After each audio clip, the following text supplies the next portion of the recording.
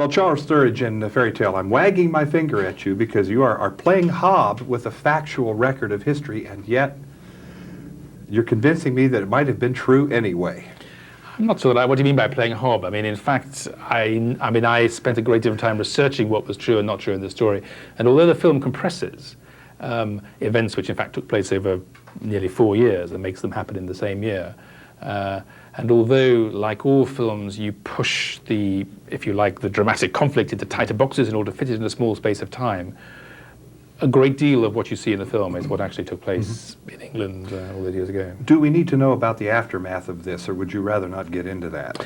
Well, I tried to build the aftermath into the film. What you're referring to is the fact that when they were very old ladies, the girls started to talk about how they'd taken the pictures, something that they had kept completely secret. And when I say completely secret, these girls of 9 and 12 never told their parents what happened. Never, which is a long time to keep a secret.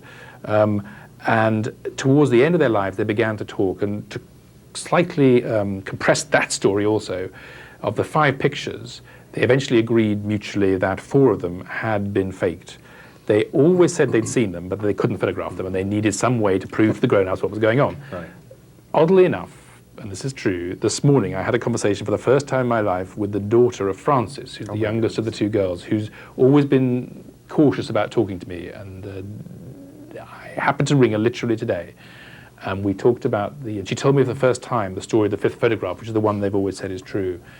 And she said that Frances came down, she was living in Scarborough, the 5th photograph was taken some months later. They said they had 2 days to take this picture. It rained solidly for 2 days, and she had to catch a train that morning. The hour before the train was due, it stopped raining, they rushed out with the camera. They sat down, and Frances didn't usually take the pictures. And she thought she saw something beginning to move in the grass, and she just pressed the shutter. And you see in the image that was created these very sort of strange, what looked like double exposure figures, basically. I mean, sort of half-formed figures. And she said, her daughter said, that she always regretted not having waited another 30 seconds because she thought they'd become solid. And she swore that picture was true. Is it enough that they believed it?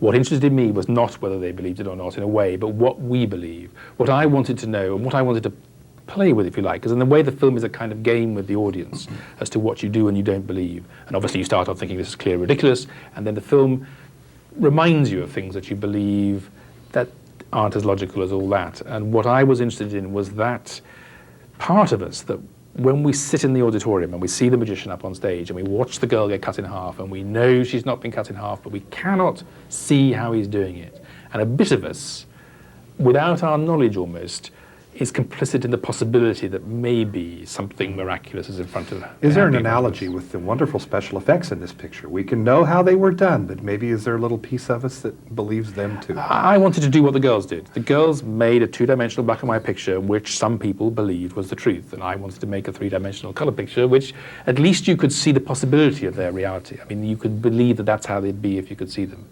And the most extraordinary thing of all was to try and create a race that could fly in 3 dimensions through our world. I have never seen anything like those 2 major sequences with the flying. Close coordination with an effects person, with your composer, storyboarding it? Basically, I just finished a film called Gulliver's Travels, and I'd never done special effects before, and I'd done a lot in Gulliver's Travels, and I knew what the rules were, and I sat down and read the bits that you're talking about, and I broke every single rule there was, and I just said, we'll find a way. And that is the great excitement of the new technology. It's not that new, of a film that you can present to the audience what's in your head. And no words, just images in those moments.